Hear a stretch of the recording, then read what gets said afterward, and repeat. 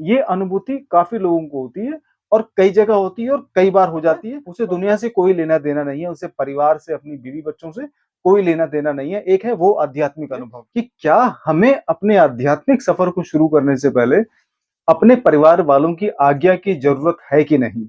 हर हर महादेव, जय बजरंगबली। बहुत सारे लोगों के मन में ये उलझन होती है कि भई हमें आध्यात्मिक अनुभव तो हुआ है, हमें अंदर से कुछ अनुभूति तो हुई है, चाहे वो परमात्मा की देन हो, चाहे वो जीवन का कोई अनुभव हो, चाहे कोई एक स्पिरिचुअल लेवल पे कोई अवेकनिंग हो, चाहे अध्यात्म के बारे में कुछ नई जागरूकता हो। तो इस सवाल को लेके बड़ी कन्फ्यूजन रहती है कि क्या हमें अपने आध्यात्मिक सफर को शुरू करने से पहले अपने परिवार वालों की आज्ञा की जरूरत है कि नहीं? या फिर एक कहावत ये भी है कि जैसे सन्यास को अपनाने से पहले क्या आपको अपनी पत्नी से पहली दीक्षा या फिर परमिशन लेना जरूरी है कि नहीं? ऐसा ग्रंथों में कहा गया है। ठीक है। अब ये जो सवाल मेरे पास जिस व्यक्ति का आया है, आई एम श्योर कि कहीं न कहीं वो आध्यात्मिक चीज़ों को लेके थोड़ा-सा उलझन में होगा कि भई मुझे अनुभूति तो हो गई है। मतलब अंदर से कुछ ऐसी मतलब आवाज़ उठ रही है कि आध्यात्मिक रास्ते पे चल, चाहे समाज को दिशा दिखाने की कोशिश करो या खुद अध्यात्म की ओर निकल पड़ो। कुछ कैटेगरी होती है ना इसमें कि आदमी को आध्यात्मिक अनुभव तो हुआ है, लेकिन वो जीवन में किसी और को कुछ सिखाना चाहता है, नहीं सिखाना चाहता वो बात अलग है।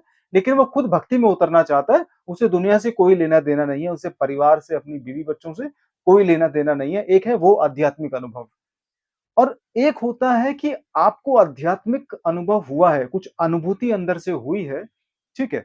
आपको कहीं किसी जगह पे जाके आपके अंदर कुछ ऐसी क्रांति हुई है आपकी चेतना के अंदर कि आपके लिए अचानक ये दुनिया, ठीक है, बेकार लगने लगी, फालतू लगने लगी, बेमतलब लगने लगी, बहुत ज़्यादा मतलबी लगने लगी और आपको इस दुनिया से जो आपका जुड़ाव था वो एकदम से खत्म हो चुका है।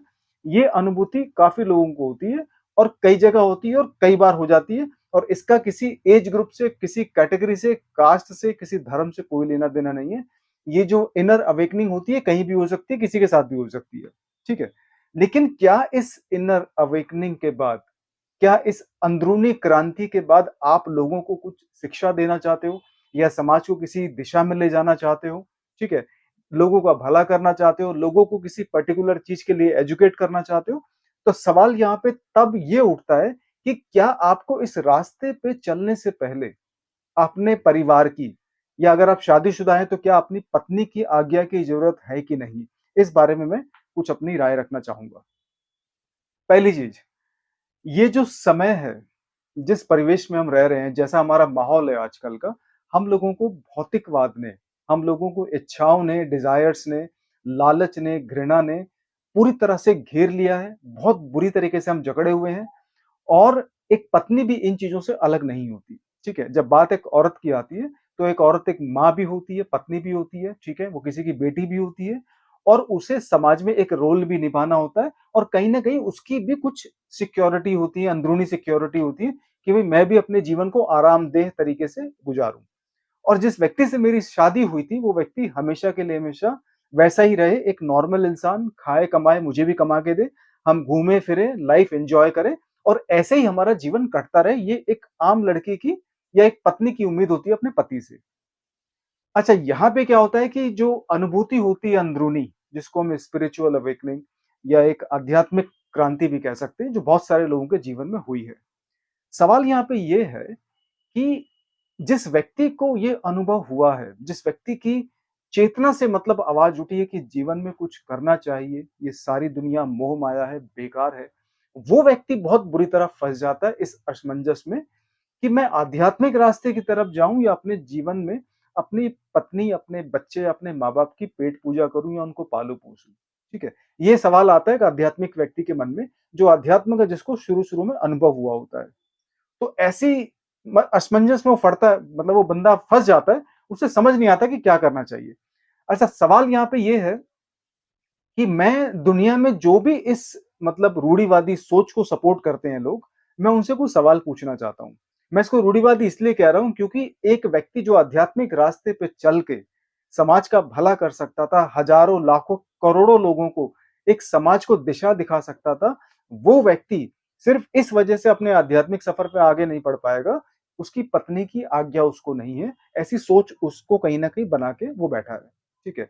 एक ऐसा व्यक्ति जो समाज में कुछ नया कर सकता था, कुछ पुरानी ढकियानुसी सोच को तोड़ के एक नई सोच ला सकता था, ऐसा व्यक्ति अपने आध्यात्मिक सफर में मात्र इसलिए आगे नहीं बढ़ पाएगा क्योंकि उसकी माता-पिता ने उसको परमिशन नहीं दी। जगत गुरु आदि शंकराचार्य को भी बहुत तकलीफ उठानी पड़ी थी, बहुत शर्तें उन्होंने माता के सामने रखी थी, जब उन्होंने सन्यास के लिए अपनी माता से आज्ञा ली थी क्योंकि वो शादीशुदा तो थे नहीं। 8 और 9 साल की उम्र में उनको मतलब ब्रह्म ज्ञान हो चुका था, वेदों के वो ज्ञाता हो चुके थे, ठीक है? तो कुल मिला के अब आजकल के समय में तो ऐसा होता नहीं है। आदि शंकराचार्य थे करीब 807 8वीं या 7वीं शताब्दी की बात है। अब आजकल ऐसा कुछ भी होता नहीं है या फिर बहुत कम होता है। अब एक व्यक्ति जो ग्रंथों का अध्ययन करे, जिसको अंदर से अनुभूति हो, वो व्यक्ति पत्नी से कैसे परमिशन ले? क्योंकि पत्नी परमिशन देगी नहीं, ठीक है? और मैं कुछ लोगों से, क्योंकि मेरे से सवाल कई बार पूछा जा चुका है, पदयात्रा में 2-3 बार मेरे से सवाल पूछा जा चुका है। एक संत ने पूछा था मुझसे, मतलब भगवा वेश में थे पूरे, और उन्होंने पूछा कि ये यात्रा पर निकलने से पहले क्या आपने अपनी पत्नी से आज्ञा ली थी? तो मैंने उनसे बोला कि ये मेरी यात्रा है, मैं कोई सन्यास की तरफ नहीं चल पड़ा हूँ। ये सिर्फ मेरी यात्रा है, मैं महीने भर बाद वापस घर पहुँच जाऊँगा, और मेरे मतलब ये यात्रा मेरी भाव है बस। मैं प्रभु के भाव के लिए, महादेव के दर्शन के लिए मैं एक भाव मतलब में चल रहा हूँ। तो मैंने उन साधु संत से ऐसा कहा। अच्छा, मैं अब लोगों से पूछना चाहता हूँ कि क्या जब परमात्मा दर्शन देते हैं, ठीक है? एक तो है दुनियादारी के ढकोसले, एक है दुनियादारी की मतलब अच्छी-बुरी सारी रिवायतें, एक है दुनियादारी की सारी सोच और कुछ परंपराएँ जिनके अंदर सारी दुनिया या फिर एक सनातनी मतलब बंधा हुआ है, ठीक है? अब एक ऐसा व्यक्ति जिसको परमात्मा ने दर्शन करे, क्योंकि परमात्मा तो सनातन धर्म से ऊपर है। परमात्मा की ही देन है ना ये सनातन धर्म। तो जिस व्यक्ति ने, जिस परमात्मा ने, जिस शक्ति ने ये सनातन धर्म बनाया है, तो वो इस धर्म में बंधा हुआ नहीं है। वो सनातन धर्म से ऊपर है। जो परमात्मा जिसको हम कह सकते हैं, चाहे आप महादेव कहो, चाहे ब्रह्मा, विष्णु, महेश कहो, चाहे कृष्ण कहो, चाहे बजरंगबली कहो, ठीक है? चाहे आप परब्रह्म कहो, वो इस सनातन सिद्धांतों से ऊपर है। अब एक परमात्मा जब किसी ऐसे व्यक्ति को दर्शन देते हैं जो शादीशुदा भी है, जो परिवार में रहने मतलब रहता आ रहा है, और दर्शन देने के बाद जब उसके अंदर से कैसी अनुभूति हो, क्रांति उसकी चेतना में आ जाए, तो ऐसा व्यक्ति क्या करे? पहली चीज, जब कोई परमात्मा दर्शन देते हैं तो उन्होंने तो परमिशन नहीं नहीं ली थी लड़के से। वे किसी व्यक्ति से जिनको उन्होंने दर्शन दिए हैं, जिनकी चेतना में क्रांति वो लेके आए हैं, तो चेतना में क्रांति लेने से पहले परमात्मा ने तो नहीं पूछा उस व्यक्ति से कि भाई तू कैसे जिएगा, क्योंकि तू तो पारिवारिक व्यक्ति है, ठीक है? दूसरी चीज, एक उदाहरण बहुत अच्छा है। गौतम बुद्ध को हम लोग भगवान विष्णु का अवतार मानते हैं, जो कि हैं भी ग्रंथों के अनुसार, इसमें कोई दो राय नहीं है। गौतम बुद्ध ने अपनी पत्नी को और अपने 6 या 7 महीने के बच्चे को सोता हुआ छोड़कर वो चले गए थे, किसकी खोज में? परम तत्व की खोज में, परमात्मा की खोज में। ये दूसरा उदाहरण है, ठीक है? तीसरा, एक नैतिकता के आधार पर मैं आपको उदाहरण देना चाहूंगा।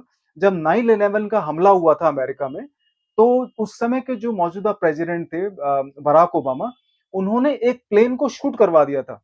बहुत सारे प्लेन तो भई उसमें टावर में आके घुस गए थे, वर्ल्ड ट्रेड सेंटर में आके। तो एक प्लेन था जो हाईजैक हो चुका था, आतंकवादियों के कब्जे में था। लेकिन बराक ओबामा ने उस प्लेन को इसलिए शूट डाउन करवा दिया था, उस प्लेन के अंदर 250 लोगों की जान बचाने के चक्कर में, अगर बचाने की कोशिश करते, क्योंकि वो प्लेन कहीं न कहीं टारगेट करता। वहाँ जहाँ पे वो आतंकवादी उसको ले जाके क्रैश करता उस प्लेन को, वहाँ पे हज़ारों लोगों की जान जाती, क्योंकि उनका अगला टारगेट कुछ और ऐसी जगह थी जहाँ पे हज़ारों लोग बैठे हुए थे। तो बराक ओबामा ने उस प्लेन को शूट करवा के कहीं गिरवा दिया, ठीक है? उस प्लेन में बैठे हुए करीब 200-250 जितने पैसेंजर थे, सारे मारे गए। तो ये जो डिसीजन लेना लिया गया था, ये नैतिकता के आधार पे था। नैतिकता के आधार पे क्या कहा जाता है, हमारा सनातन धर्म क्या कहता है कि एक व्यक्ति को दुखी करके अगर आप हजारों लोगों का भला कर सकते हो, हजारों लोगों के चेहरे पे मुस्कुराहट ला सकते हो, हजारों लोगों को दिशा दिखा सकते हो, तो एक व्यक्ति को दुखी करना, इसमें कोई पाप नहीं है, ठीक है? अगर ऐसा सोचा जाए, तो आपको जब आध्यात्मिक लेवल पे आपकी चेतना में जो क्रांति आई है, परमात्मा के दर्शन करने के बाद, तो मैं इस ज़रूर इस मतलब फ़ेवर में रहूँगा कि आप अपने आध्यात्मिक सफ़र को लेके आगे बढ़िए। परमात्मा के दर्शन आपको हुए, आपकी पत्नी को या आपकी माँ को नहीं हुए, ठीक है? या फिर आपके पिता को नहीं हुए। परमात्मा ने अगर दर्शन दिए हैं, तो आपको दिए हैं। आपको दर्शन देने का मतलब ये है कि आपको डिसीजन लेना है मानवता के आधार पे। आपको समाज को दिशा दिखानी है, ठीक है? और आपको सही-गलत का फैसला लेना है और आपके अंदर ये हिम्मत है, क्योंकि अगर आप अपनी पत्नी का त्याग करके अगर हज़ारों माँ-बहन, बेटियों को दिशा दे सकते हो, उनको खाना खिला सकते हो, उनका भला कर सकते हो, तो एक व्यक्ति को दुखी करने से कोई प्रॉब्लम नहीं है। इसमें कोई पाप या इसमें कोई भी आत्मग्लानि महसूस करने की ज़रूरत नहीं है। प्रभु राम ने भी जब उनकी बात आई थी उनके ऊपर कि भई सीता माता वहाँ पे रह के आई हैं रावण के पास इतने समय तक, तो उनका कहीं उनका दामन तो भई दागदार नहीं हो गया। ये बात किसने कही थी? एक छोटे से व्यक्ति ने आके, शायद मेरे ख्याल से वो सफाई कर्मचारी थे या जो भी थे, रामायण में जो बात पूछी गई थी। तो प्रभु राम ने भी भगवान जो सीता मैया जो थी उनको कुछ समय के लिए अलग कर दिया था। क्या था उसका कारण? नैतिकता। तो नैतिकता के आधार पे, ठीक है? एक नैतिक चरित्र के आधार पे आप अनुभूति होने के बाद समाज को दिशा दिखा सकते हो। उसके अगर आपको 1-2 व्यक्तियों को दुखी करना पड़े, तो उसमें कोई आत्मग्लानि, उसमें कोई पाप नहीं है। कभी-कभी हमें अपनी सनातन परंपराओं से बाहर निकल के सोचना पड़ता है मानवता के आधार पे और यही हमारा सनातन धर्म भी हमें सिखाता है।